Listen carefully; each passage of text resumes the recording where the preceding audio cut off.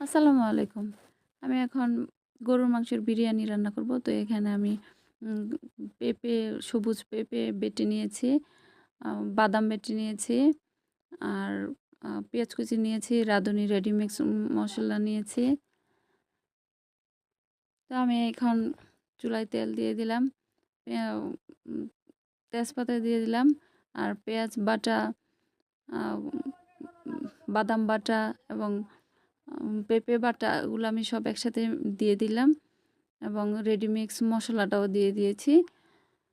তো এখানে আমি যে দই ব্যবহার করছিলাম, এটা হলো আমি আমার নিজের মতো করে দই তৈরি করছিলাম। তো ওই দইটা দিয়েছি এবং গরুর মাংসটা আমি ছোট, ছোট করে টুকরো করে কেটে নিয়েছি।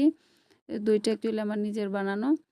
তো মাংসটা আমি আর কোনো পানি এড করব না। এখানে দইটা যে টক দইটা দিয়েছি, ওই টক দইটার মধ্যেই মাংসটা এখানে সিদ্ধ হয়ে যাবে। আর একপাশে আমি পোলাওটা আলাদা করে রান্না করতেছি। তো পোলাওটা আমি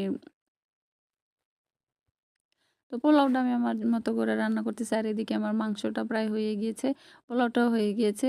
তো পোলাওর মধ্যে আমি মাংসটা ঢেলে দিয়েছি এবং দেখেন আমার মোটামুটি খুবই ভালো ঝরঝরা হয়েছে। আমি এখানে কিছু কাঁচামরিচ দিয়ে দিয়েছি। আমি এটা দমে রেখে দিলাম। দমে রেখে দেওয়ার পরে ঝরঝর